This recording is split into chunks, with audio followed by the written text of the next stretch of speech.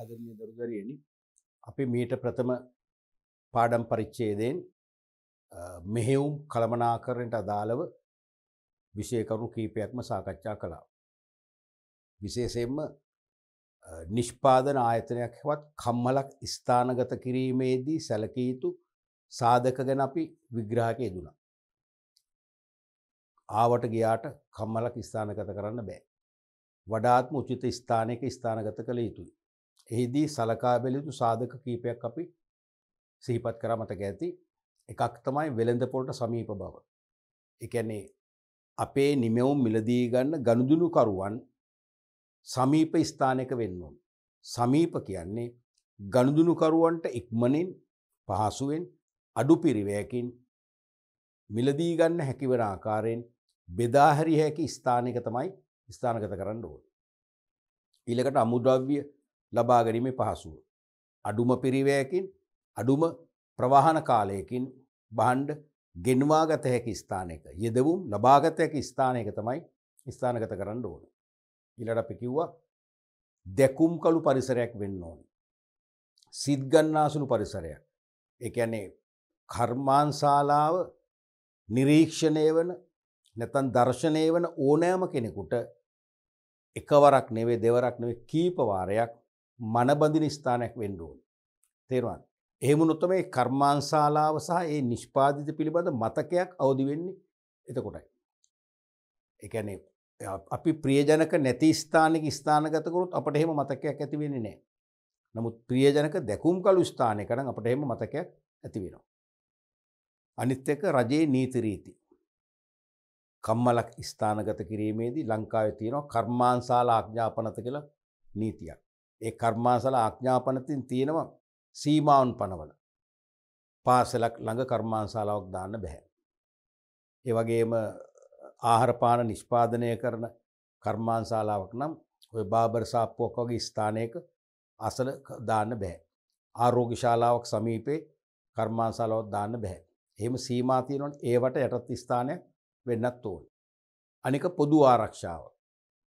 ඒ කියන්නේ ස්වභාවික විපත් වලින් මෙන්ම සොර සතුරන්ගෙන් ආරක්ෂාකාරී වෙන සුරක්ෂිත ස්ථානයක් වෙන්නට ඕනේ.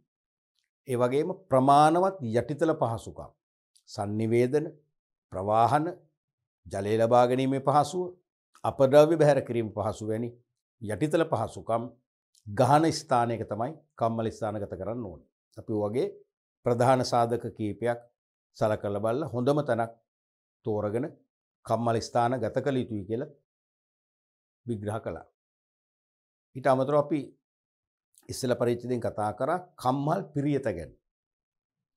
කම්මල් පිරියත ලේඅවුට් එකනේ ෆැක්ටරි ලේඅවුට්. ඒ කිව්වේ කම්මලක යන්ත්‍ර උපකරණ මෙවලම් සහ මිනිස් ශ්‍රමය එකට ඒකාබද්ධ කරපු කාර්ය ස්ථාන වැඩ ස්ථාන වර්ක් ස්ටේෂන් කාර්ය ස්ථාන නිශ්චිත අනුපිළිවෙලකට ක්‍රමානුකූලව ස්ථානගත කරොත් අපි ඒකට කියනවා කම්මල් පිරිතක් කියලා. ඒ කම්මල් පිරිතේ ප්‍රධාන ප්‍රභේද දෙකක් අපි කිව්වා. එකක් රේඛීය ධාරා පිරිත. ලයින් ෆ්ලෝ ලේඅවුට් එක. අනිත් එක ඛණ්ඩ නිෂ්පාදන පිරිත.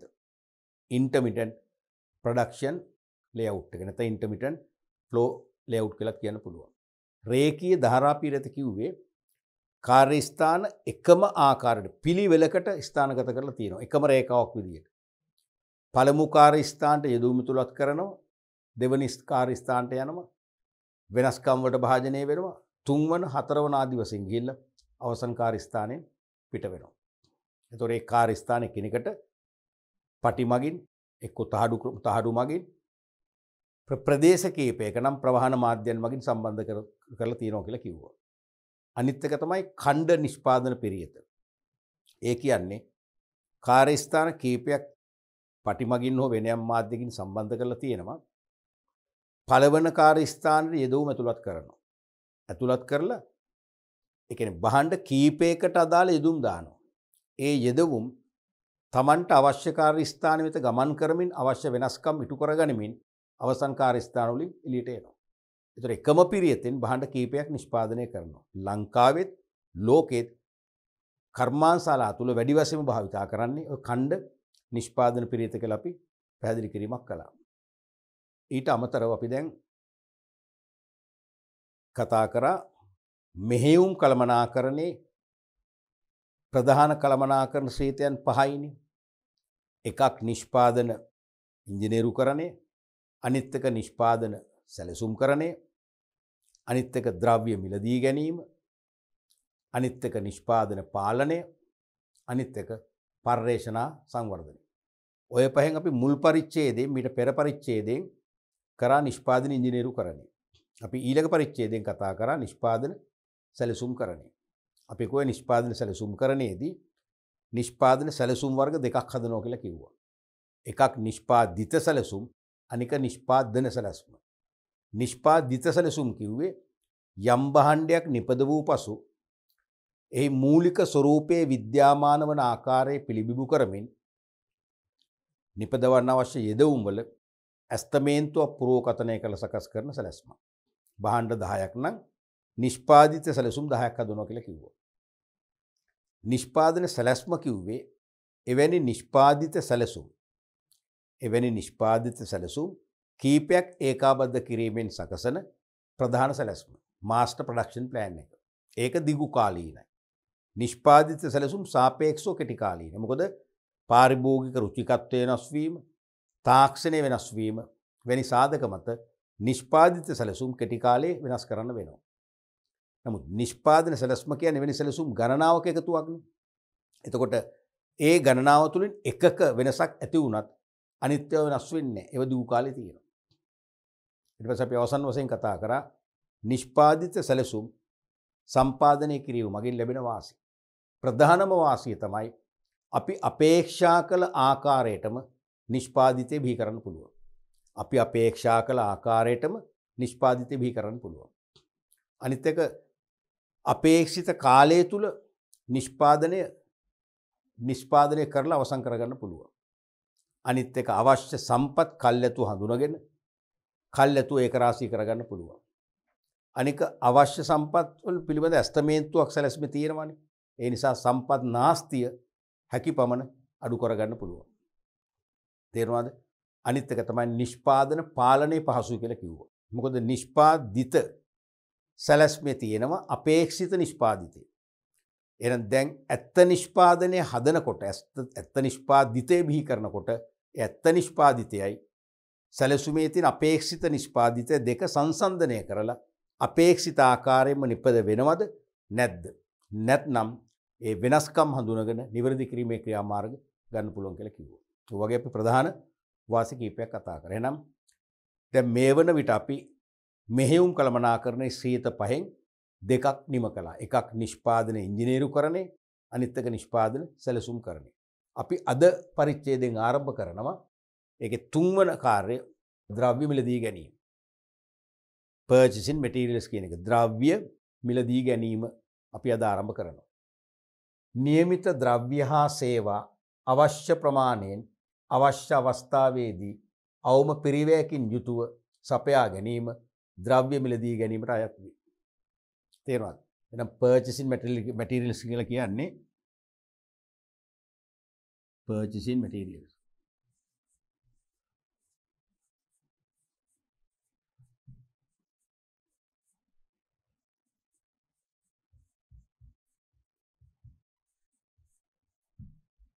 මේකෙදි වෙන්නේ නියමිත ද්‍රව්‍ය. දැන් මේ ද්‍රව්‍ය මිලදී ගන්නවකම හොඳට මතක තියාගන්න මේ භෞතිකව අපට ස්පර්ශ කරන්න පුළුවන්, දකින්න පුළුවන් දෘශ්‍යමාන වූ සම්පත් විතරක් නෙවෙයි. සේවත් අයිති.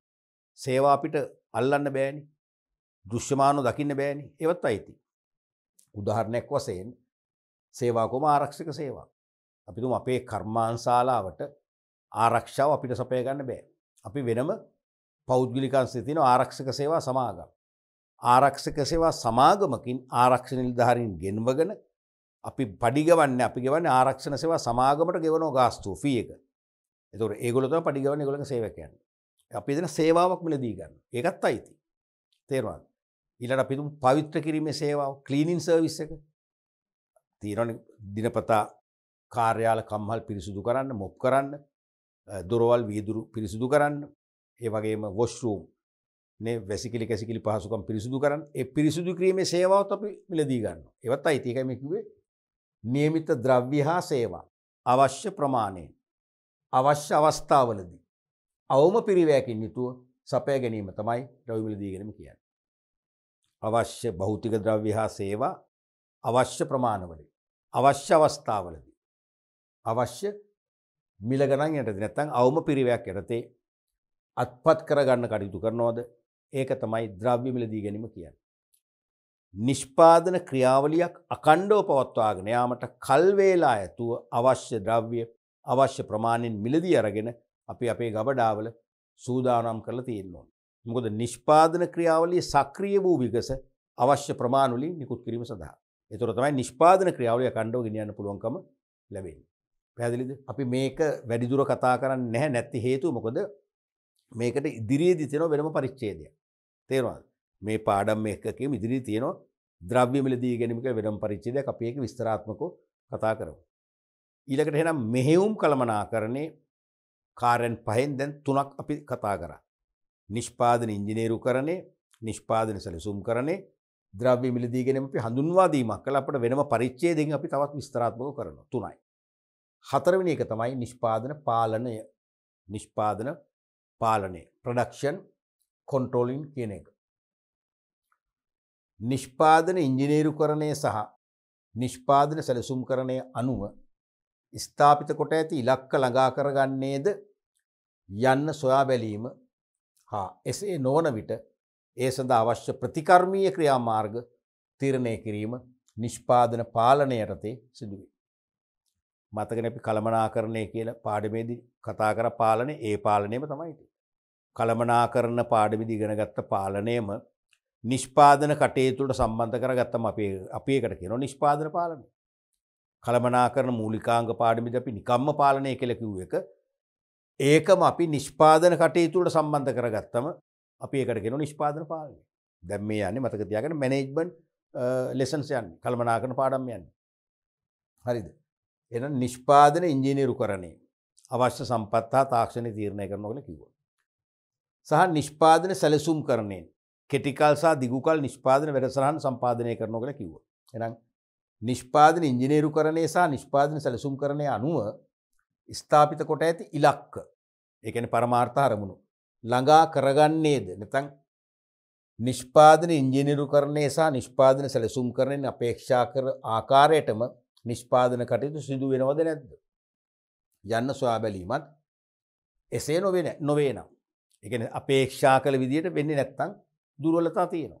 නොවන විට ඒ දුර්වලතා හොයාගෙන ඒ සඳහා අවශ්‍ය ප්‍රතිකර්මීය ක්‍රියාමාර්ග තීරණය කරනවා. කියන්නේ ප්‍රතිකර්මීය ක්‍රියාමාර්ග ආදේශ කරලා නිවැරදි කරනවා. ඒක තමයි නිෂ්පාදන පාලනය කියන්නේ.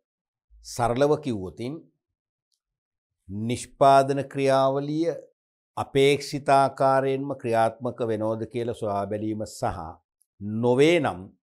නොවේ නම් විචලතා නැත්නම් දුර්වලතා හඳුනාගෙන නිවැරදි කිරීමේ ක්‍රියාමාර්ග ගැනීම තමයි නිෂ්පාදන පාලනය කියන්නේ. අපිට ඕන මේක ලියන්න නෝට් කරන්න පුළුවන්. මේ වගේ අන්ලෙසකින් කිවහොත්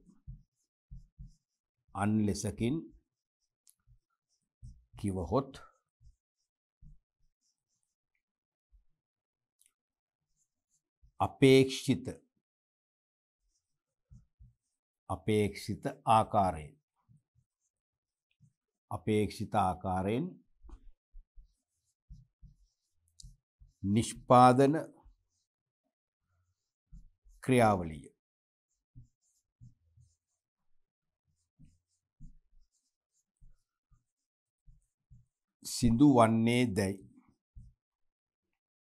සිදුවන්නේ දැයි සොයා බැලීම හා නොවේ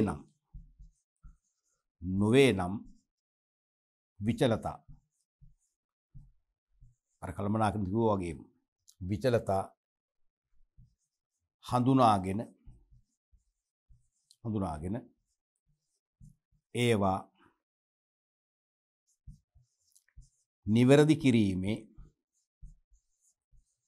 ඒවා නිවැරදි කිරීමේ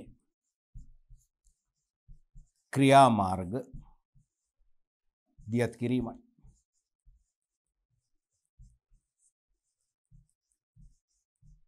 එච්චරයි. මැනේජ්මන්ට් වල කතා කර පාලනයම තමයි. නිෂ්පාදන ක්‍රියාවලිය අපි සැලසුම් කළ විදියට අපේක්ෂා කළ විදියටම ඒ ක්‍රියාවලිය සිදු වෙනවද කියලා හොයලා බලනවා. එහෙම නොවේ නම් විචලතා හඳුනාගෙන නිවැරදි කිරීමේ ක්‍රියාමාර්ග ගන්නවා. මොකද තමයි නිෂ්පාදන පාලනය කියන්නේ. එතකොට අපි බලමු මේ නිෂ්පාදන පාලනයට අදාළව ප්‍රධාන පාලන ක්‍රම කීපයක් තියෙනවා. ප්‍රධාන නිෂ්පාදන පාලන ක්‍රම තියෙනවා කීපයක්ම. එකක් තමයි තොග පාලනය, ස්ටොක් කොන්ට්‍රෝල්. මේක මේ පාඩම තුල විභාගයට නිරන්තරයෙන්ම ප්‍රශ්න යොමු කරන පාඩම් ඒකකයක්. මොකද්ද තොග පාලනය? ප්‍රශ්න උල්පතක් ඇත්තරම තේරුණාද? අපි ඒකට වෙනම තියෙන පරිච්ඡේදයක් 13 වෙනි පාඩමේ 5 වෙනි පාඩම් කොටස. ඒක වෙනම අපි ඉස්සරහට කතා කරන මේ මාතෘකාවට දෙමු. අනිත් එක තත්ත්ව පාලනය. ඒකත් එහෙමයි. මේ පාඩමේම 8 වෙනි පාඩම් පරිච්ඡේදයේ ඔස්සේ ඉස්සරහට අපි කතා කරන නිසා මේ දෙක දැනට නොසලකා ඉඳිමු. එහෙනම් නිෂ්පාදන පාලන ක්‍රම දෙකයි. තොග පාලනය, තත්ත්ව පාලනය. තුන්වෙනි පාලනය තමයි යාන්ත්‍රික පාලනය. machines control. යාන්ත්‍රික පාලනය. දැන් නිෂ්පාදන කළමනාකරණයේදී යෙදවුම් නිමෙවුම් බවට පත් කිරීමේදී යන්ත්‍ර ආදේශ කරගන්න ඕමනේ. තේරෙනවද? යාන්ත්‍රීකරණය නැත්නම් ඔටෝමේෂන් කියන එක අද ප්‍රධානම නිෂ්පාදන ක්‍රියාවලියේ අංගයක්නේ.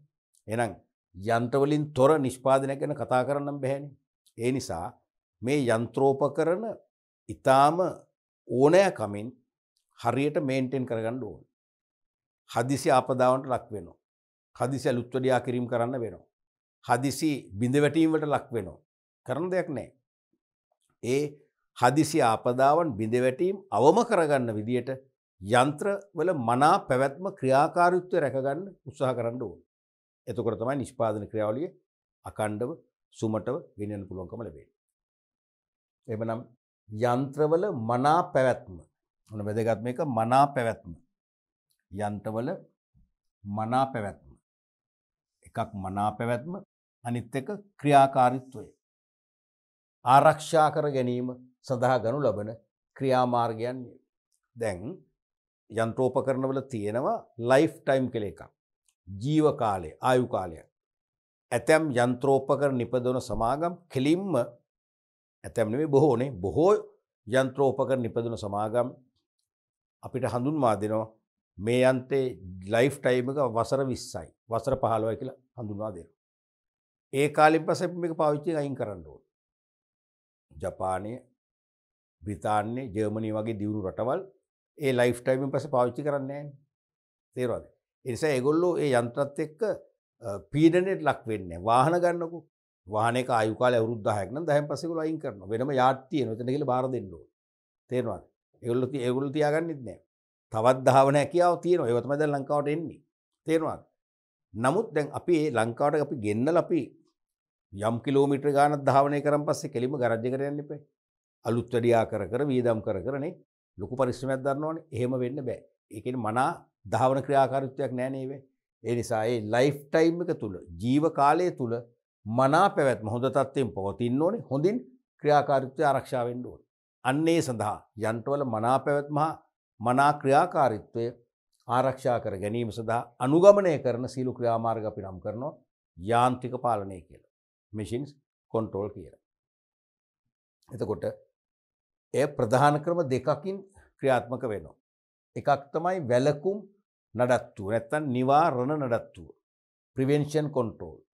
අනිත් එක තමයි ආපදා නඩත්තුව නැත්නම් maintenance control. වැළකුම් නඩත්තුව, ආපදා නඩත්තුව. වැළකුම් නිවාරණ යන්ත්‍රෝපකරණ යම්කිසි ආපදාවකට ලක්වීමට පෙර විවිධ ක්‍රියාමාර්ග දියත් කිරීම. ඒ කියන්නේ යන්ත්‍රෝපකරණ කිසියම් බිඳ වැටීමකට ආපදාවකට ලක්වන්න පෙර ඒක වළක්වා ගන්නට කල්ැතුවම ක්‍රියාමාර්ග අනුගමනය කරනවා. එතකොට ඒ ආපදාව ලක් වෙන්නේ නැහැ. ඒක තමයි වැළකුම් නිවාරණ වළක්වා ගන්නවා ප්‍රිවෙන්ට් කර ගන්නවා. තේරුණාද? යන්ත්‍රෝපකරණ කිසියම් ආපදාවකට ලක්වීමට පෙර විවිධ ක්‍රියාමාර්ග දියත් කරමින් ඒ යන්ත්‍රෝපකරණවල මනා පැවැත්ම ආරක්ෂා කරගන්න. උදාහරණ තාක්ෂණික පරීක්ෂාවන්ට ලක්කර යෝග්‍යතා සහතික ලබා ගැනීම. ඔන්න හොඳ ක්‍රියාමාර්ගයක්. නිවාරණ නඩත්තුව සඳහා යොදාගත හැකි එක ක්‍රමවේදයක් තමයි මේක. යෝග්‍යතා සහතික ෆිට්නස් සර්ටිෆිකේට්. දැන් ඔය රථ වාහනවල තියෙන්නේ. වාහනවල තියෙනවා තාක්ෂණික පරීක්ෂාව කරන අනුමත තැන්. ලංකාවේ ප්‍රසිද්ධම තැන තමයි ඩිසිල්වා ඇන්ඩ් කම්පැනි. හැමෝම පිළිගන්නවා ඒක. ඒක නිවැරදිම කරන ඒගොල්ලෝ. දියුණු තාක්ෂණ ක්‍රම උදාගෙන. ඒ කියන්නේ වාහනවල එන්ජින් වල විධිමත් ක්‍රියාකාරීත්වය පරීක්ෂා කරන දියුණු පරීක්ෂණ මෙවලම් පරිගණක මෙවලම් යොදාගෙන හොඳින් පරීක්ෂා කරලා අඩුපාඩු කියලා දෙනවා. මේකේ ඉන්ජෙක්ටර් පොම්පේ මාරු කරන්න.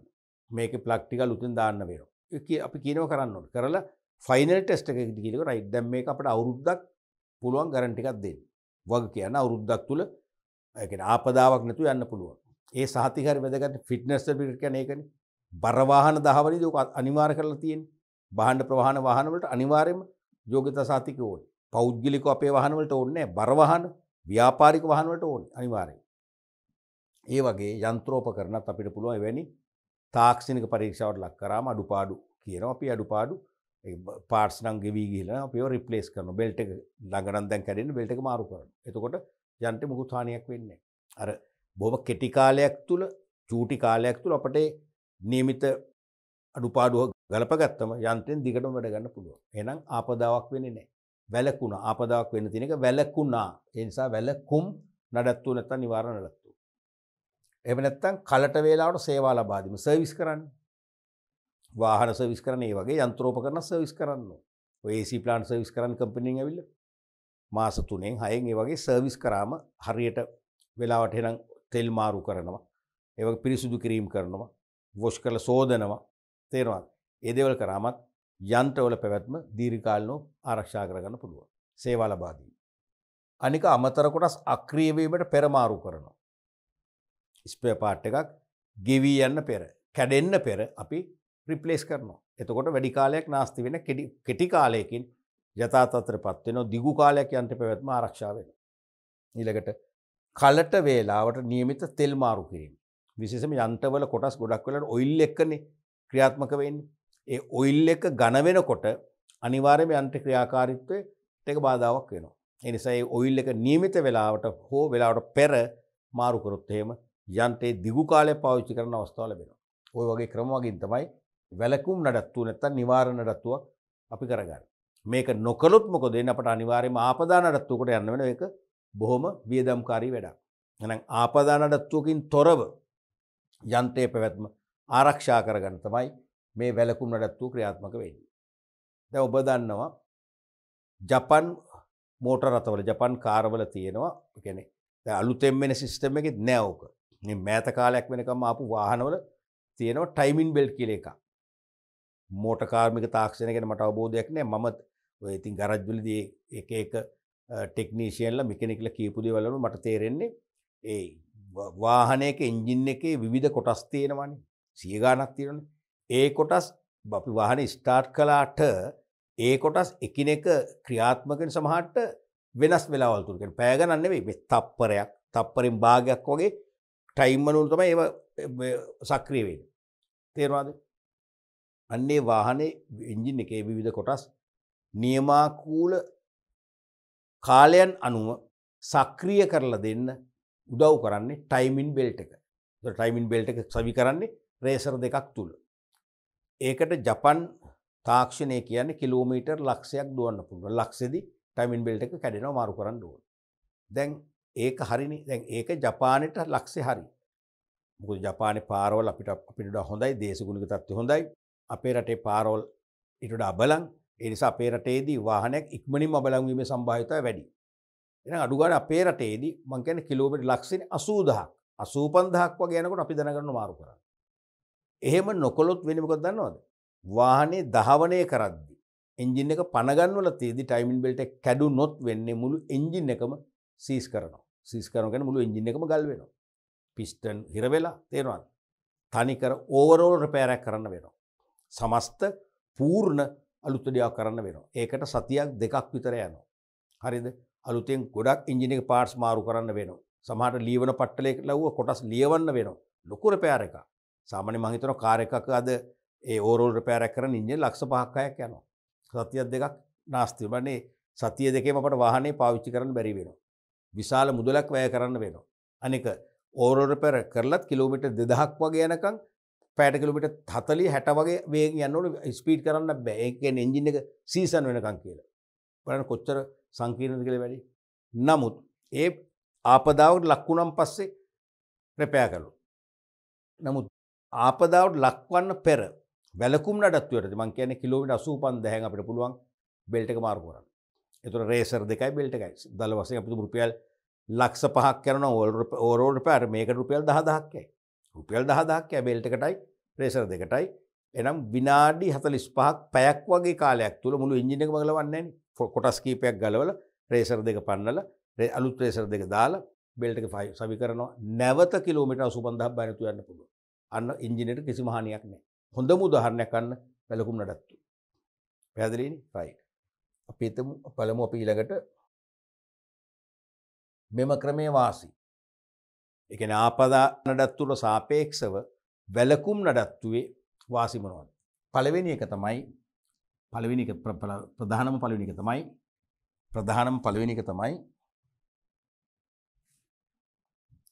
ප්‍රධානම පළවෙනි එක තමයි නඩත්තු පිරිවැය. නඩත්තු පිරිවැය මොකද්ද වෙන්නේ? අවම වීම. නඩත්තු පිරිවැය අවම වීම. ප්‍රධානම වාසිය ඕකයි. බොහොම සුළු විදමක් කියන්නේ. අනිත් එක තමයි නඩත්තු කාලය ඉතිරි වෙනවා. දැන් බෙල්ට් එක කැඩුනන් පස්සේ සතියක් දෙකක් යනවා ගරාජ් එකේ වාහනේ ගන්න. නැත්තම් විනාඩි 45ක පැයක වැඩ. එහෙනම් දෙවෙනි එක තමයි නඩත්තු කාලය ඉතිරි වීම.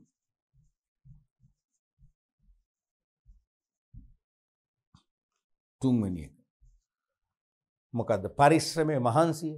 සතියක් හමාරක් ගරාජ් එකක සමහර කාර්මිකයෝ දෙන්නේ ලොකු වෙහෙසක් දරලා එන්ජින් එක සමහරට එළියට ගන්නවා.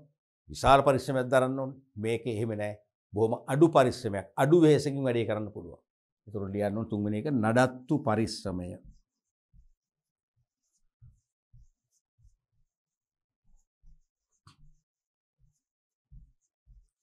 අවම වේ.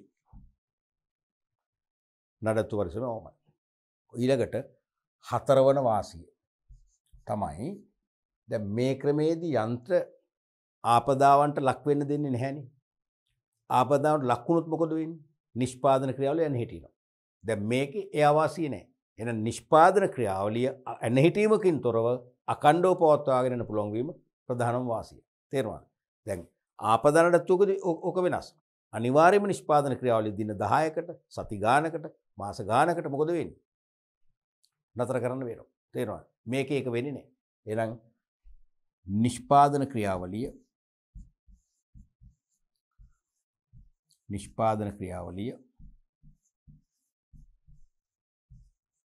ඇනහිටීමකින් තොරව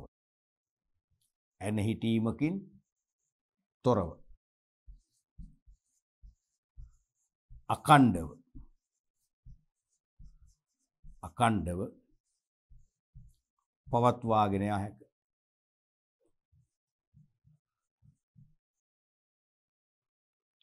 ඊළඟට දර ආපදා නඩත්තුවකදී වගේ මෙහෙම නිෂ්පාදනය ඇනහිටියොත් කාලයකට යන්ත්‍ර යථා තත්ත්වයට පත් කරනකම් වෙළඳපොළට භාණ්ඩ සපයන්න බැරි වෙනවා. සැපුම් නතර වෙනවා. එහෙනම් වෙළඳපොළ නැමැති ගනුදෙනු කරුවෝ වෙන ආදේශක වලට හුරු වුණොත් නැවත අපේ පැත්තට යමු නොවුනොත් මොකද වෙන්නේ? අපට වෙළඳපොළ අහිමි වෙනවා. අන්න ඒ වගේ වෙළඳපොළ අහිමි වීමේ අවදානම් මේකෙන් බැහැර කරනවා. ඒකත් ප්‍රධානම වාසිය. එහෙනම් වෙළඳපොළ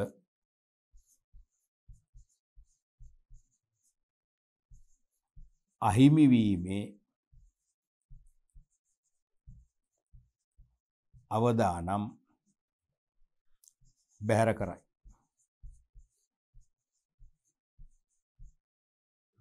ඔන්න වගේ වාසි තියෙනවා වැලකුම් නඩත්තුවේ. පැහැදිලිනේ? අපි බලමු ඊළඟට ආපදා නඩත්තුව. දෙවෙනි එක තමයි ආපදා නඩත්තුව. බ්‍රේක් ඩවුන් මේන්ටනන්ස් කියන එක. බ්‍රේක්ඩවුන් මේන්ටනන්ස් කියන එක. මේ කියන්නේ යන්ත්‍රෝපකරණ යම්කිසි ආපදාවකට ලක් වූ පසු අලුත් වැඩියා කර යථා තත්ත්වයට පත් කිරීමයි. පිරිවැය අධිකයි. නිෂ්පාදන ක්‍රියාවලිය අකණ්ඩ පැවැත්මට අහිතකර වේ. තේරුණාද? එහෙනම් මේකෙදි අර වගේ නෙමෙයි. යන්ත්‍රෝපකරණ එක දිගට වැඩ ගන්නවා. කිසියම් ආපදාවකට බිඳ වැටීමකට ලක් වුණාම තමයි යථා තත්ත්වයට පත් කරන්නේ. එතකොට වැඩේ දිගයි. එතකොට ඒ යන්ත්‍ර යථා තත්ත්වයට පත් කරන්න ලොකු මහන්සියක් දරන්න වෙනවා. අධික පිරිවැයක් දරන්න වෙනවා. තේරුණා? අධික කාලයක් වැඩි කාලයක් ගත කරන්න වෙනවා. තේරුණාද? එතකොට වෙන්නේ මොකද? නිෂ්පාදන ක්‍රියාවලිය අඛණ්ඩ පැවැත්ම පව ආරක්ෂා කරගන්න බෑ. ඇයි? යන්ත්‍ර යථා තත්ත්වයට පත් කරනකන් නිෂ්පාදන ක්‍රියාවලිය මුළු මනින්ම බිඳ වැටෙනවා ඇන හිටිනවා. තේරුණාද? ඒ නිසා අන්නේ අවාසිදායක තත්ත්ව නිසා යන්ත්‍රෝපකරණ වල මනා පැවැත්ම ආරක්ෂා කරගන්න හොඳම නඩත්තු ක්‍රමය තමයි වැලකුම් නැත්තම් නිවාරණ නඩත්තු. පැහැදිලිනේ? රයිට්. ඊළඟට නිෂ්පාදන පාලන ක්‍රම අපි දැන් තුනක් කිව්වා. එකක් තොග පාලනය, එකක් තත්ත්ව පාලනය, එකක් යාන්ත්‍රික පාලනය. මේ තියෙන්නේ හතරවෙනි එක පිරිවැය පාලනය. කොස්ට් කන්ට්‍රෝල් පිරිවැය පාලනය. දැන් ඕනම නිෂ්පාදන ආයතනයක් Taman නිපදවන නිමැවුම් වල නිෂ්පාදන පිරිවැය හැකි පමණ අඩු කරගන්න උත්සාහ ගත යුතුමයි.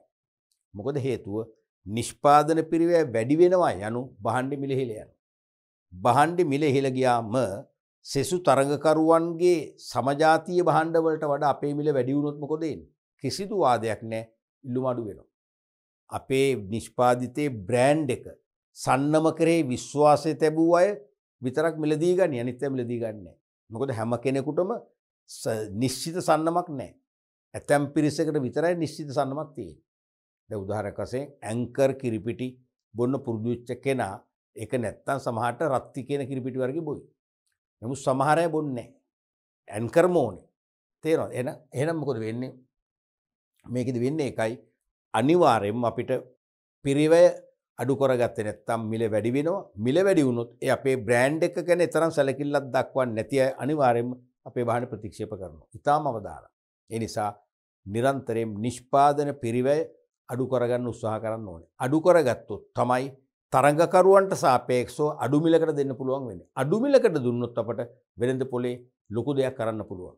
අපිට වෙළඳ පොලේ ඒකාධිකාරයක් ගොඩනගන්න පුළුවන්. වැඩිම වෙළඳ පොල කොටසක් දිනාගෙන සාර්ථක වෙන්න පුළුවන්. ඒ නිසා නිෂ්පාදන හෙවත් මෙහෙයුම් කළමනාකරණයේදී භාණ්ඩවල නිෂ්පාදන පිරිවැය අඩු කර ගැනීමේ මං විවර කර ගැනීම අනිවාර්ය කාර්යයක් වෙනවා. අනිවාර්යයෙන්ම මෙහෙයුම් කළමනාකරණ ක්‍රියාදාමයක් වෙනවා. නිෂ්පාදන පිරිවැය හැකිපමණ අඩු කර ගැනීමයි. මේ සඳහා ක්‍රම කීපයක් අනුගමනය කරන්න පුළුවන්. බලමු මොනවද කියලා ක්‍රම. එකක් තමයි පුහුණු කාර්මික හා තාක්ෂණ ශිල්පීන් යොදා ගැනීම. පුහුණු කාර්මිකයින් පුහුණු තාක්ෂණ ශිල්පීන් යොදාගත්තම මොකද වෙන්නේ? සමහර ඒගොල්ලන්ට වැඩිපුර වැටුපක් ගෙවනවා. කමක් නැහැ. නිෂ්පාදනයේ දෝෂ ඇති වෙන්නේ නැහැ. වැරදි ඇති වෙන්නේ නැහැ. දුර්වලතා ඇති වෙන්නේ නැහැ. තේරුණාද? ඒ කියන්නේ නිපදවන නිමැවුම් ඒකක ලක්ෂයේද ලක්ෂයේම බය නැතුව වෙළඳ පොළට විකුණ ගන්න පුළුවන්. දුර්වලතා නැහැ. පුහුණුවක් නොමැති ඉහළ දැනුමක් නොමැති කාර්මික ශිල්පීන් යොදා ගන්න පුළුවන්. වැටුපත් අඩුයි. හැබැයි ඒකක ලක්ෂයක් නිපදවල ඒකක ලක්ෂයේම අපි කියන්නේ ප්‍රොඩක්ෂන් එකේ දෝෂ කියලා, නිෂ්පාදනයේ දෝෂ කියලා. දෝෂ ඇතුළු මොකද වෙන්නේ? ඒ ලක්ෂයේම වෙළඳ පොළ විකුණන්න බෑ. අපරාධයක්. එහෙනම් කෝටි ගාණක පාඩුවක්. ඊට ලාභයි පුහුණු කාර්මික ශිල්පීන් යොදා ගන්න. ඒකෙන් නිෂ්පාදනයේ දෝෂ අඩු වෙනවා. ඒ නිසා නිෂ්පාදන පිරිවැය අඩු වෙනවා. ඒ කියන්නේ වෙළඳ පොළෙන් ප්‍රතික්ෂේප කරන නිෂ්පාදිත නිසා ඇතිවන පිරිවැය සංකල්පයක් ඇති වෙන්නෙම නැහැ. දෙවෙනි එක තමයි එකවර විශාල අමුද්‍රව්‍ය තොග මිලදී ගැනීමෙන් ඉහළ වට්ටම් ලබා ගැනීම. අනිත් එක අපිට පුළුවන් එකවර විශාල අමුද්‍රව්‍ය. දැන් අමුද්‍රව්‍ය ගන්නකොට අපි සැලසුම් කරනවා කල්පවත්වා ගත හැකි අමුද්‍රව්‍ය නම් අපි තුමු මාසෙකරනේ මාස 3කට 6කට හරි කමක් නැහැ. විශාල තොග වශයෙන් අපි කියන්නේ බල්ක් පර්චේසින් කියලා, බල්ක් බයින් කියලා කියන්නේ. විශාල තොග වශයෙන් මිලදී ගන්නවා. විශාල තොග වශයෙන් මිලදී ගන්නකොට 120 30 40 වට්ටම් ලැබෙනවා. ඒක ලොකු වාසියක්. අන්න ඒ තුලින් අපිට පුළුවන් නිෂ්පාදන පිරිවැය අඩු කරගන්න, අමුද්‍රව්‍ය පිරිවැය අඩු කරගෙන අඩු නිෂ්පාදන පිරිවැයක් තුලින් සාපේක්ෂව අඩු මිලකට භාණ්ඩ අලෙවි කරලා වෙළඳපොළ දිනා ගන්න පුළුවන්. ඊළඟට යන්ත්‍රෝපකරණ නිසි පරිදි නඩත්තු කිරීම. යන්ත්‍රෝපකරණ නිසි පරිදි නඩත්තු කරනවා. හරියට වෙලාවට සර්විස් කරනවා. ඔයිල් මාරු කරනවා. අවශ්‍ය අමතර කොටස් රිප්ලේස් කරනවා. එතකොට යන්ත්‍රවල පැවැත්ම දීර්ඝ කාලීන වෙනවා. අපිට දිගු කාලයකට යන්ත්‍රෝපකරණ සඳහා අලුතෙන් මුදල් වියදම් කරන්න ඕනේ. අලුත් වැඩියා කිරීම සඳහා විශාල මුදලක් යන්නේ. තේරුණාද? ඇයි? ආපදාවකට ලක් වෙන්න පෙරම අපිව මේන්ටේන් කරනවානේ. ඒකිනුත් මොකද වෙන්නේ? ඒකත් බලපානවා. එහෙනම් නිෂ්පාදන පිරිවෙ අඩු වෙනවා. එහෙනම් භාණ්ඩේ මිල අඩු වෙන්නේ ඒක බලපෑමක් වෙනවා. ඊළඟට තමන්ගේම බෙදා හැරීමේ මාර්ග උදා ගැනීම. දැන් ගොඩක් වෙලාවට නිෂ්පාදකයා නිපදවන එකනේ කරන්නේ. බෙදා හැරීමේ නියෝජිතයන් ලවා තමයි බෙදා හැරීම කරන්නේ. හරිද? බෙදා හැරීමේ නියෝජිතෝ ඒ බෙදා හැරීමට විශේෂතාවය දක්වනවා. නමුත් අපට අනවශ්‍ය පිරිවැයක් දරන්න වෙනවා. ලොකු මුදලක් ඒගොල්ලන්ට ගෙවන්න වෙනවා. ලොකු මුදලක්. මොකද ඒගොල්ලෝ ප්‍රවාහනය කරනවා, ගබඩා කරනවා, තේරෙනවද? ගොඩක් දේවල් කරනවානේ. ඒ ඔක්කොටම ලොකු ෆී එකක් ගෙවන්න වෙනවා. ඒකෙන් අපේ නිෂ්පාදන පිරිවැය වැඩි වෙලා භාණ්ඩ මිල වැඩි වෙන්න පුළුවන්. ඒකට හොඳම දේ තමයි තමන්ටම කියන්නේ තමන්ගේම නිෂ්පාදන ආයතන වෙනම බෙදා හැරීමේ දෙපාර්තමේන්තුවක්. බෙදා හැරීමේ අංශයක්. ඩිස්ට්‍රිබියුටින් ඩිපාර්ට්මන්ට් එක ස්ථාපිත කරනවා. ඒක ට්‍රාන්ස්පෝර්ට් මැනේජර් කෙනෙක් ඉන්නවා. තමන්ගේම වාහන පද්ධතියක් නඩත්තු කරනවා. සේල්ස් මැනේජර්ස්ලා විකුණුම් කළමනාකරුවෝ ඉන්නවා. සේල්ස් රෙෆ්ලා විකුණුම් සහායකයෝ ඉන්නවා. අපේම බෙදා හැරීමේ අංශයක් මගින් බෙදා හැරීම තුල අර බාහිර බෙදා හැරීමේ නියෝජිතයන්ට ගෙවන මිලියන ගණනක මුදල ඉතුරු වෙනවා. අන්න නිෂ්පාදන පිරිවැය අඩු කරගන්න පුළුවන්කම ලැබෙනවා. පිරිවැය පාලනය වෙනවා. එහෙම නැත්නම් නිවැරදි නිෂ්පාදන ක්‍රම භාවිතය. නිෂ්පාදනය සඳහා විවිධ ක්‍රම තියෙනවනේ. ඒකෙන් වඩාත්ම නිවැරදි නිෂ්පාදන ක්‍රම භාවිතා කරනවා. නිවැරදි නිෂ්පාදන ශිල්පීය ක්‍රම තුලින් නිවැරදිව නිපදවනකොට නිෂ්පාදනයේ වැරදි ඇති වෙන්නේ නැහැ. එහෙනම් වෙළඳ පොලේ මාකට් රිටර්න්ස් ඇති වෙන්නේ නැහැ. නිෂ්පාදනයේ දෝෂ නිසා නොවිකිනි ඉතිරි වෙන භාණ්ඩ ප්‍රශ්නයක් නැහැ. එහෙනම් මොකද වෙන්නේ? අනිවාර්යෙන් පිරිවැය අඩු වෙනවා. දැන් නිෂ්පාදනයේ දෝෂ ඇති වෙලා ඒවා අයින් කරලා විනාශ කරලා අලුතෙන් නිපදවනවා කියන්නේ පිරිවැය වර්ග දෙකයි. අනිවාර්යෙන් පිරිවැය වැඩි වෙනවානේ. එහෙනම් නිවැරදි නිෂ්පාදන ක්‍රම භාවිතයෙන් ඒක පාලනය කරගන්න පුළුවන්. පිරිවැය අඩු කරගන්න පුළුවන්. පැහැදිලිනේ? ඊළඟට නිවැරදි තත්ත්ව පාලන ක්‍රම භාවිතය. අත්‍යවශ්‍යම දෙයක්. තත්ත්ව පාලනය. තේරෙනවද? දන්නවනේ ක්වොලිටි කන්ට්‍රෝල් එකෙන් කරන්නේ ප්‍රමිතීන්ට අනුව ඉතා උසස් ගණයේ භාණ්ඩ, උසස්ම තත්ත්වයේ භාණ්ඩ නිෂ්පාදනය කරන්න පරිසරය හදාගන්න එකයි. මොකද තත්ත්ව පාලනයේදී නිෂ්පාදනය කරන්න පෙර නිෂ්පාදනය ආරම්භ කළ වහාම අතර මැදදී ආදි වශයෙන් නියදි පරීක්ෂා කරනවා. සැලසුම් කළ විදියටම නිෂ්පාදන ක්‍රියාවලිය ක්‍රියාත්මක වෙනවද කියලා. එහෙම නොවේ නම් දුර්වලතා කල්ැතු හඳුනගෙන ආරම්භක අවස්ථාවේදීම පිළියම් යොදලක නිවැරදි කරගන්න. ඒතර මොකද වෙන්නේ? අර අවසන් නිමෙවුම බිහි කලන් පස්සේ දෝෂ සහගත නිමෙවුමක් නම් ඇවිල්ලා තියෙන්නේ. ඒකෙන් ඇතිවන සමස්ත අලාභය පිරිවැය කොට එකතු වෙනවනේ. අන්නේ අවශ්‍ය නැති වෙනවා. ඒ අවශ්‍ය නැති වෙන ආරම්භයේදී ඒ කියන්නේ පළවෙනි දෝෂය ඇති වෙනකොටම මේ නිසා තත්ත්ව පාලන ක්‍රම මගින් ඒක හඳුනාගෙන නිවැරදි කිරීම කරනවා. ඒ නිසා නිෂ්පාදන පිරිවැය අඩු කරගන්න පුළුවන් ඒකෙන්. ඊළඟට ඛණ්ඩ නිෂ්පාදන ක්‍රියාවලින් නිෂ්පාදන ක්‍රියාවලින් භාවිතා කර එක්වර භාණ්ඩ කිහිපයක් නිපදවීම. මතකනේ අර රේඛීය ධාරා නිෂ්පාදන ක්‍රමයෙන් විශාල ස්ථාවර පිරිවැයක් දාලා එක භාණ්ඩ වර්ගයෙන් හදන්න පුළුවන්. ඛණ්ඩ එක මතකනේ ඉන්ටර්මිටන්ට් ප්‍රොඩක්ෂන් ෆ්ලෝ එක. ඛණ්ඩ නිෂ්පාදන ක්‍රම පාවිච්චි කරොත් ඒ නිෂ්පාදන ක්‍රියාවලිය ස්ථාපිත කරන්න පිරිවැයක් දැරුවට ඒකෙන් එකවර භාණ්ඩ වර්ග කීපයක් හදන්න පුළුවන්. අන්න නිෂ්පාදන පිරිවැය අඩු කරගන්න පුළුවන්. ඊළඟට සම්පත් නාස්ති අවම කිරීමට පියවර ගැනීම. දැන් නිෂ්පාදනයේදී අමුද්‍රව්‍ය නාස්ති කරන්න තියෙන මං සියල්ලටම මොකද කරන්නේ? පිළියම් යොදන්න ඕනේ. සම්පත් නාස්තිය අවම වන පරිදි හැම අතින්ම ඒ කියන්නේ සම්පත් අපි තුමු ගෙන්වද්දී ප්‍රවාහනයේදී ආරක්ෂාකාරීව ගෙනාවොත් ප්‍රවාහනය කරද්දී සිදුවන ඩැමේජස් අඩු කරගන්න පුළුවන්. පැටවීම ගොඩ බෑම විධිමත්ව නියමිත උපකරණ ෆෝක් ලිෆ්ටර්ස් වගේ දේවල් පාවිච්චි කරොත් අන්න හානිය අඩු කරගන්න පුළුවන්. තේරුණාද? ඊළඟට ඒ අමුද්‍රව්‍ය කම්හල් ගබඩා තුල ගබඩා කරලා විධිමත් ලෙස ඒ තොග නිකුත් කරන්න විධිමත් ලෙස ප්‍රොඩක්ෂන් ලයින් එකට ගෙනියන්න ක්‍රමවේද හැදුවොත් මොකද වෙන්නේ? අනිවාර්යයෙන්ම සම්පත් නාස්තිය අඩු කරගන්න පුළුවන්. සම්පත් නාස්ති අඩු වෙනවා කියන්නේ අනිවාර්යයෙන්ම මොකද වෙන්නේ? පිරිවැය අඩු කරගන්න පුළුවන්කම ලැබෙනවා. ඔන්න වගේ වාසි කීපයක්ම අත්පත් කරගන්න පුළුවන්කම ලැබෙනවා. නැත්නම් පිරිවැය අඩු කරගන්න පුළුවන්කම ලැබෙනවා මේ වගේ ක්‍රමවේද පාවිච්චි කිරීම. ඒ නිසා පිරිවැය පාලනය කර ගැනීමත් අත්‍යවශ්‍යම වෙනවා. එහෙනම් අපි මේ විදි කතා කරා නිෂ්පාදන පාලනය යටතේ පාලන ක්‍රම කීපයක්. එකක් තොග පාලනය, එකක් තත්ත්ව පාලනය, අනිත් එක යාන්ත්‍රික පාලනය, අනිත් එක මොකද්ද? පිරිවැය පාලනය. පැහැදිලිනේ?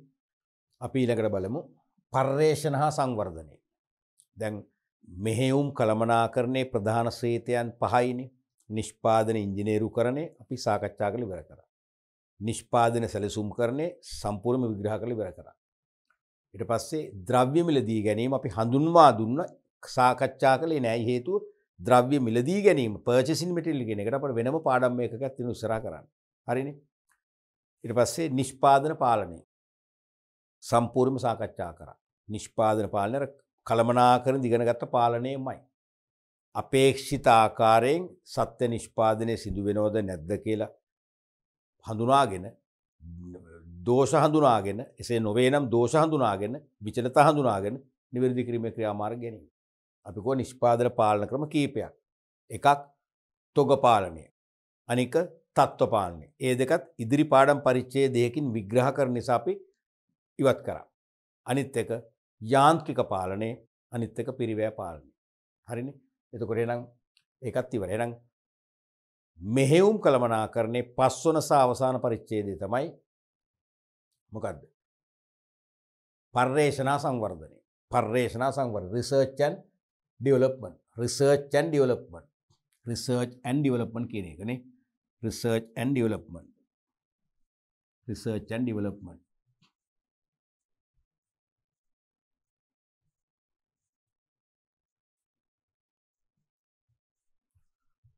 Research and development. මේකත් ඕනෑම නිෂ්පාදන ආයතනයකට දියත් කළ යුතු ප්‍රතිඵල ලැබිය හැකි මෙහෙයුම් ක්‍රියාවලියක් වෙනවා. පර්යේෂණ සංවර්ධනය. දැන් ඕනම නිෂ්පාදන ආයතනයක් කාලයක් තිස්සේ නිෂ්පාදනය කරලා වෙළඳපොළට භාණ්ඩ සපයනකොට ඒ නිෂ්පාදන කටයුතු සහ නිෂ්පාදිතයන් යල්පයිනවා. ඔක තමයි ඇත්ත කතාව. යල්පයිනවනේ. කලක් යනකොට නිෂ්පාදන ක්‍රියාවලියට අපි භාවිතා කරපු යන්ත්‍රෝපකරණ පව පරණ වෙනවා. යල්පයිනවා. වැඩ ගන්න පුළුවන්. නමුත් ඊට වඩා දියුණු ක්‍රියාකාරීත්වයක් සහිත, අඩු පිරිවැය සහිත, අඩු ඉන්ධන දහනයක් සහිත, අඩු බලශක්ති දහනයක් සහිත යන්ත්‍රෝපකරණ ආවනම් ඒවෙන් තමයි ඉස්සරහට යන්න පුළුවන්. ඒතර අපට අර වයින් කරන්න වෙනවා. නිෂ්පාදිතේ පවා නිෂ්පාදිතේ විලාසිතාව වෙන්න පුළුවන්. හැඩය, රසය, වර්ණය, ඇසුරුම පවා යල්පනින්න පුළුවන්.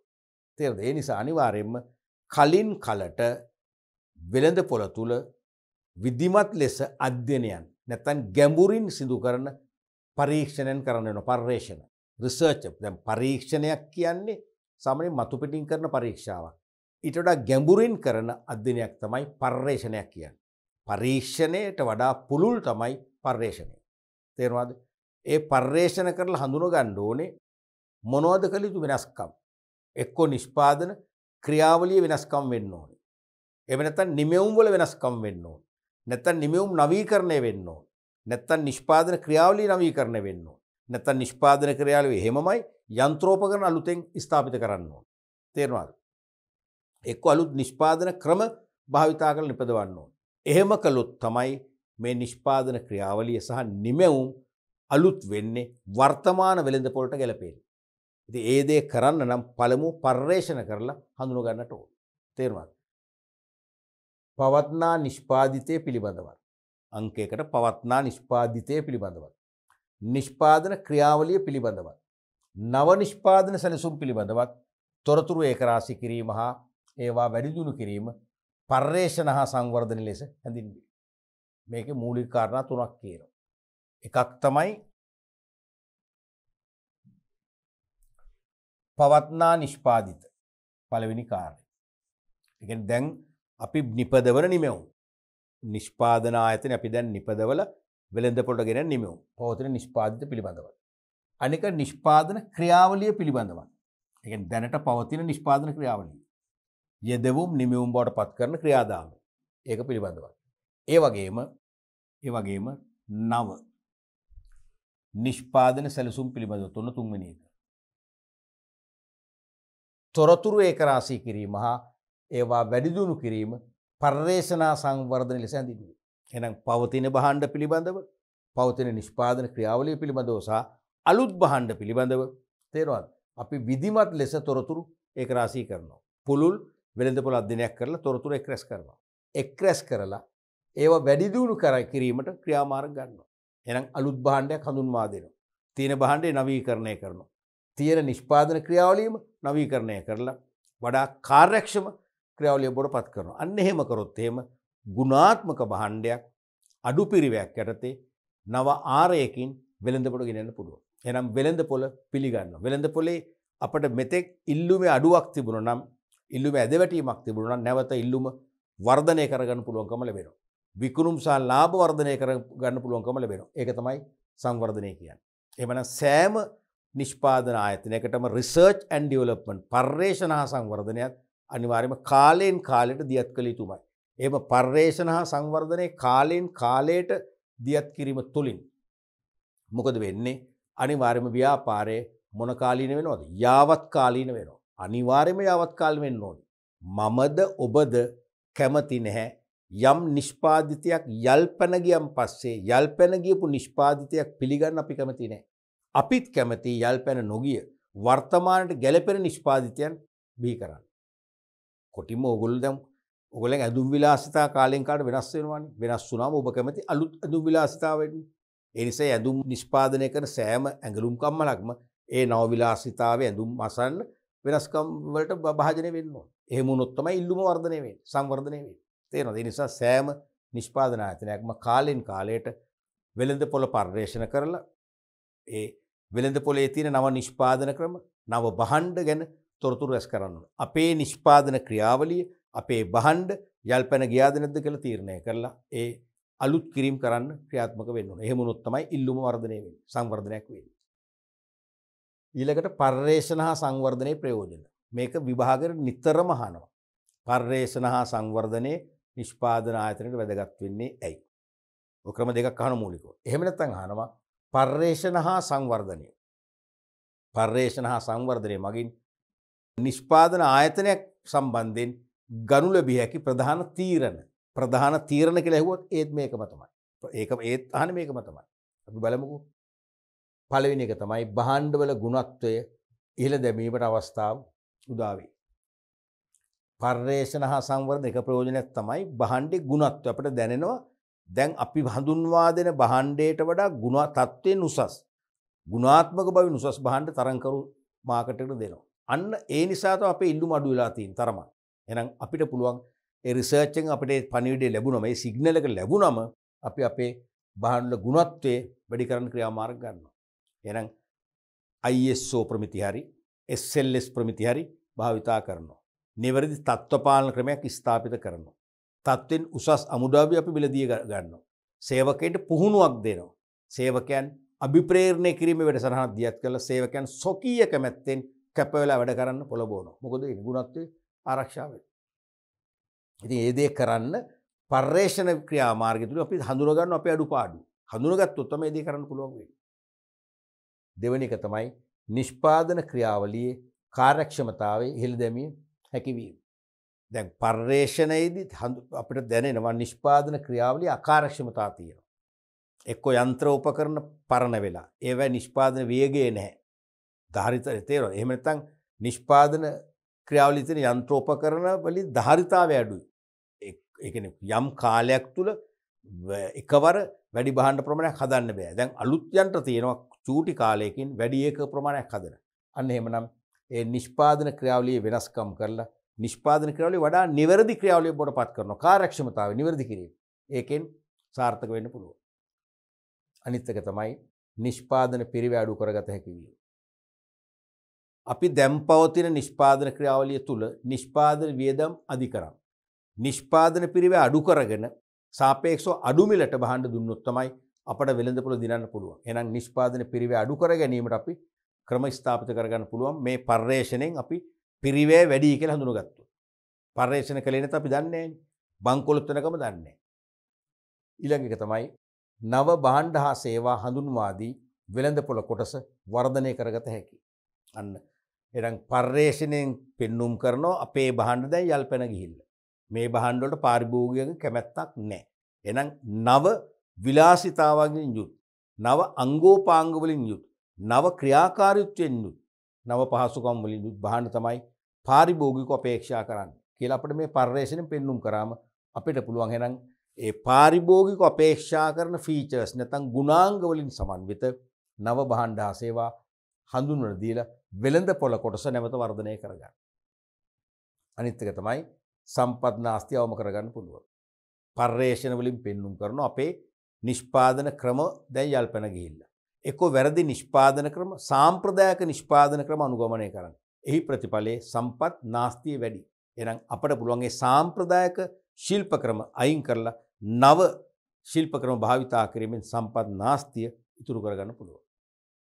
ඊළඟට පවත්නා නිෂ්පාදන ක්‍රියාවලිය වැඩි දියුණු කරගත හැකි වේ. අපිට පුළුවන් අපේ තියෙන නිෂ්පාදන ක්‍රියාවලිය දැන් පරණයි.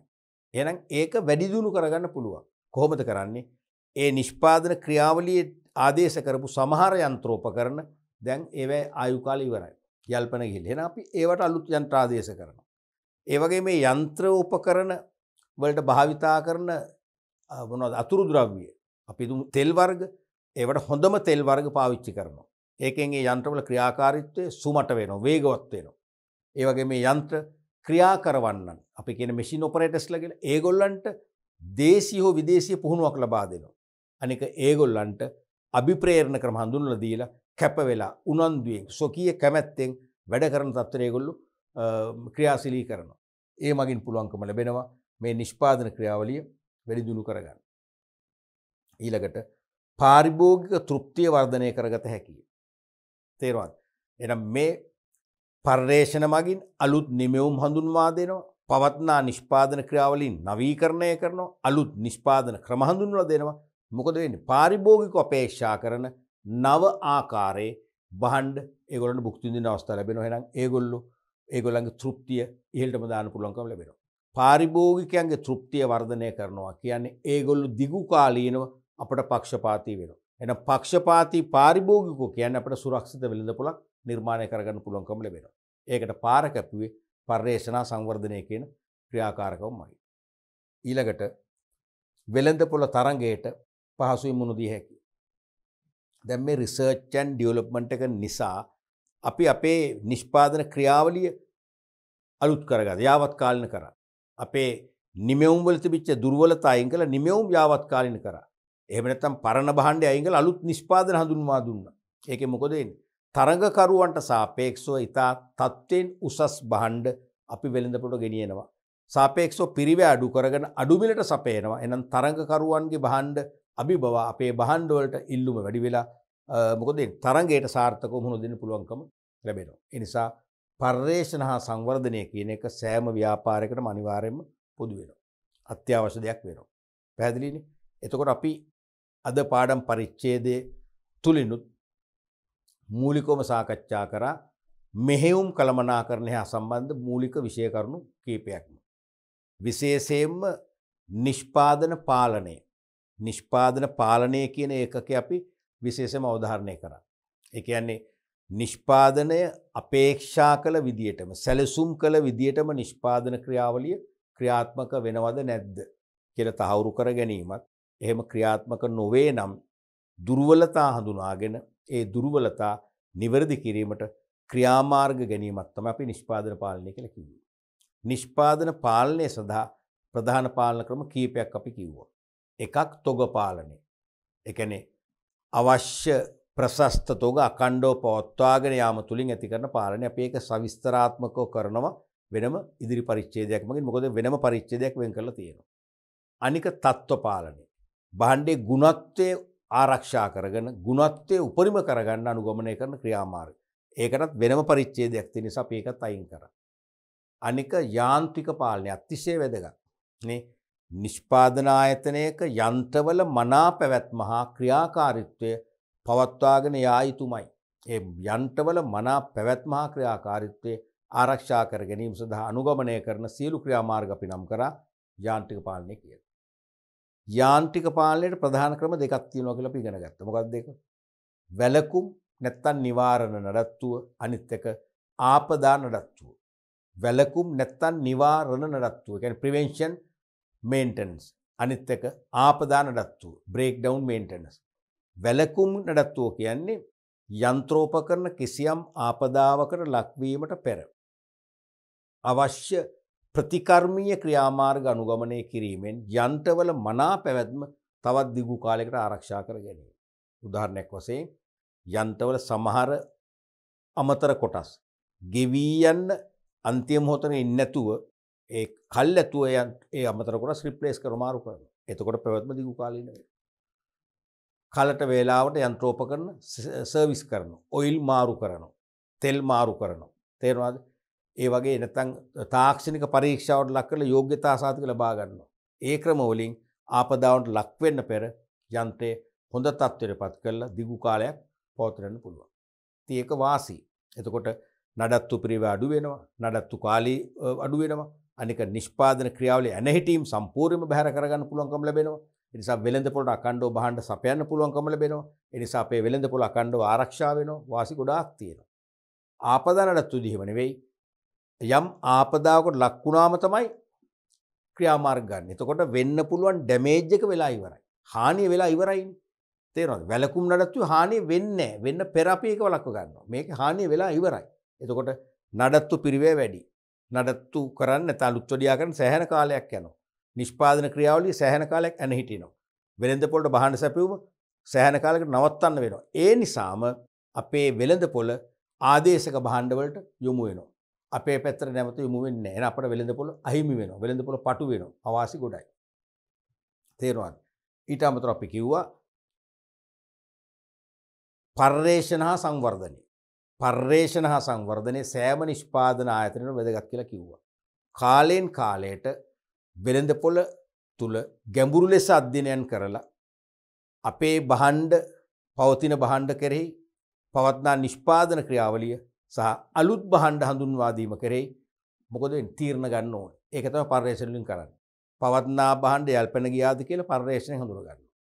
පවත්නා නිෂ්පාදන ක්‍රියාවලිය යල්පෙන ගියාද අපිට උත්තර ලැබෙනවා. එහෙනම් අපි තියෙන නිෂ්පාදන ක්‍රියාවලියට අලුත් යන්ත්‍ර, අලුත් ශිල්ප ක්‍රම, තාක්ෂණය ආදේශ කරලා සේවකෙන්ට පුහුණුවක් දීලා ඒක යාවත් කාලින කරලා නැවත නිෂ්පාදන ක්‍රියාවලිය ක්‍රියාශීලී කාර්යක්ෂම ක්‍රියාවලිය බවට පත් කරගන්නත් පර්යේෂණයෙන් පුළුවන්. ඒ වගේම අපේ භාණ්ඩ යල්පෙන ගියා නම් ඒවා නවීකරණය කරන්න පුළුවන් නම් නවීකරණය කරනවා, නැත්නම් නව භාණ්ඩ හඳුන්වා දීමට ක්‍රියාත්මක වෙනවා. එහෙම කිරීම තුළින් අපිට වෙළඳපොළ ආරක්ෂා කරගන්න, තරඟයට සාර්ථකව මුහුණ දෙන්න හැකි වෙනවා කියලා කිව්වා. එතකොට අපි ඉදිරි පාඩම් පරිච්ඡේද වලින් තවදුරටත් මෙහෙයුම් කළමනාකරන විශේෂයෙන්ම නිෂ්පාදන ක්‍රම, තොග පාලනය, තත්ත්ව පාලනය වගේ පුළුල් විභාගයට අනිවාර්යයෙන්ම වැඩි ප්‍රමාණයක් ප්‍රශ්න වලට බර තබන විශේෂ සංකල්ප කීපයක් සාකච්ඡා කරන්න තියෙනවා. අපි ඒක ඉදිරි පාඩම් කීපෙදී සාකච්ඡා කරන්න බලමු.